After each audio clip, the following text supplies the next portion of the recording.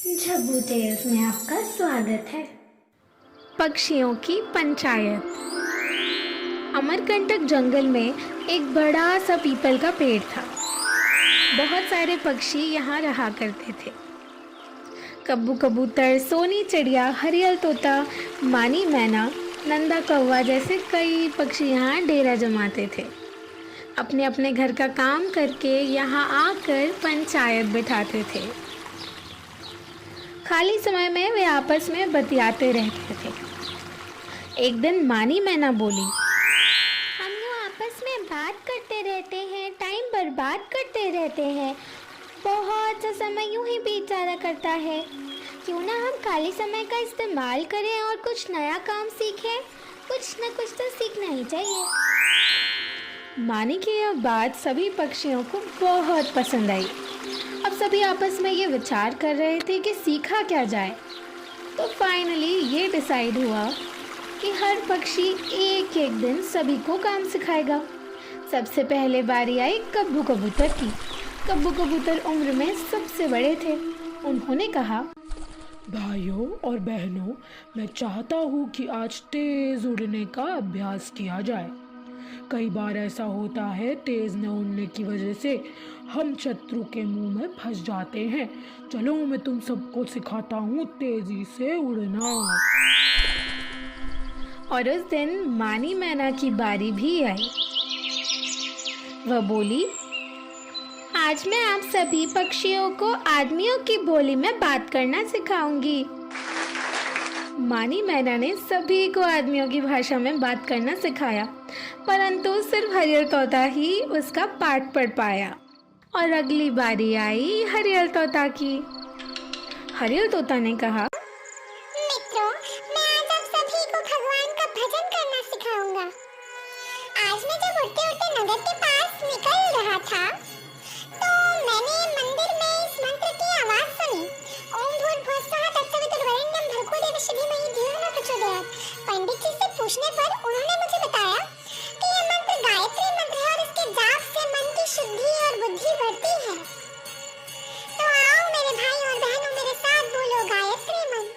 ओम भूर्भुवस्सुः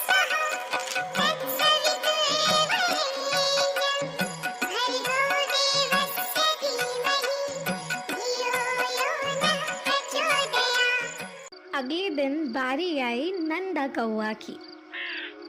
नंदा कौवा ने कहा, भाइयों और बहनों, मेरा अपना अनुभव है कि प्रसन्न रहने के लिए गाना गुनगुनाना आवश्यक है। इसलिए मैं आज आप सभी को गाना सिखाना चाहता हूँ। कौवे ने काव काव करके किसी गीत की पहली पंक्ति गाई।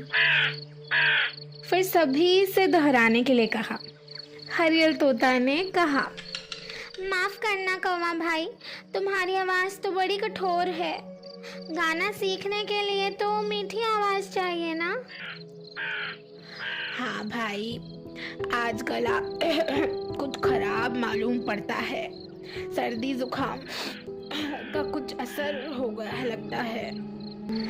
सर्दी जुकाम के कारण नंदा कौवा अपने पक्षी मित्रों को गाना नहीं सिखा पाया, इसलिए हताश होकर इधर उधर देख ही रहा था। तभी उसकी नज़र पड़ी कलिया कोयल पर। हाँ, कलिया कोयल। वह उड़ते उड़ते अभी अभी पास के आम के पेड़ पर आ बैठी थी। वह बहुत ही अच्छी गायिका थी। पूरे अमरकंटक वन में उसके बराबर कोई नहीं था। नंदा कौवा बोला, कलिया दीदी, हमने तुम्हारे गाने की बड़ी प्रशंसा सुनी है। आज तुम इन सभी पक्षियों को अच्छा सा गाना सिखा दो। कलिया कोयल अपनी प्रशंसा सुनकर घमंडी हो गई। नंदा की बात सुनकर बोली, अभी तो मैं थकी हूँ, अभी तो आकर बैठी हूँ, भूखी हूँ, थोड़ा सुस्ता लूँ और कुछ खा पी लूँ, तब मैं तुम्हारी कोई बात सुनूंगी। अरे दीदी, तुम भूखी हो तो पहले क्यों नहीं बताया तुमने? हम अभी तुम्हारे खाने का इंतजाम करते हैं, कुछ लेकर आते हैं। वे सारे पक्षी कलिया दीदी के लिए खाने का इंतजाम करने में लग गए। हरियल तोता उड़ा और मीठा सा अमरूद लेकर आया। कब्बू कबूतर अनाज के दाने लाए। नंदा कौवा मिठाई का एक बड़ा सा टुकड़ा लाया। सोनी चिड़िया रोटी लाई और कलिया कोयल ने उस दिन खूब खाया।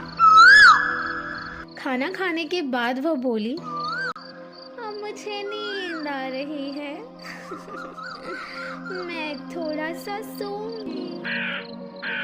अच्छा दीदी, तुम सो जाओ। हम सभी तुम्हारे जागने की प्रतीक्षा करेंगे। सभी पक्षी कलिया कोयल दीदी की प्रतीक्षा करने लगे। कलिया कोयल फिर आम के पेड़ पर जाकर सो गई। इधर पीपल के पेड़ पर बैठे पक्षी फिर से बतियाने लगे। आज तो हम बहुत अच्छा गाना सीखेंगे। और गाना सीखने के लिए कितना कष्ट भी तो उठा रहे हैं हम। गुरु की सेवा करने की विद्या मिलती है और गुरु की सेवा करनी ही चाहिए। जो गुरु के प्रति श्रद्धा रखता है वही सच्चा ज्ञान पाता है, उसी की विद्या सफल होती है। जो गुरु की निंदा करते हैं उनसे बुरा और कोई नहीं होता। इतनी देर में कलिया कोयल भी वहां उठकर आ गई। वास्तव में वह सोई नहीं थी, वह सब आंखें बंद करके सुन रही थी। उसने सभी की बातें सुनी और मन ही मन अपने आप को धिक्कारने लगी कि वह कितनी बुरी है। वह बिना बात के घमंडी हो गई। वह अपने काम की प्रशंसा सुनकर अहंकारी हो गई। उसने खुद को धिक्कारा और सभी पक्षियों को प्रेम से दुलार से पुकारा,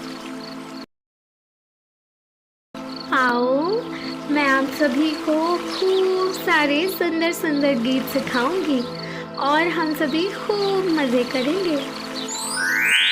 शाम तक कलिया कोयल ने सभी पक्षियों को प्रसन्न मन से बहुत सारे गीत सुनाए और सभी बहुत खुशी खुशी कोयल दीदी से सीख रहे थे।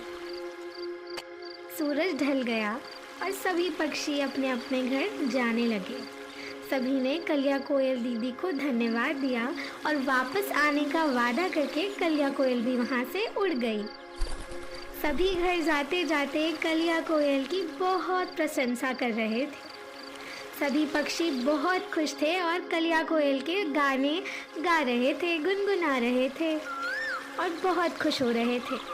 सभी को इतना खुश देख मानी मैना ने कहा, ज्ञान की सार्थकता इसी में है कि हमारे पास जो कुछ भी है वह दूसरों को भी सिखाएं। जो ऐसा करते हैं उसकी विद्या बढ़ती ही जाती है। वही सफलता प्राप्त करता है, वही प्रसिद्धि पाता है और उसी का ज्ञान सार्थक होता है। जो हमें आता है वो हमें औरों को सिखाना चाहिए।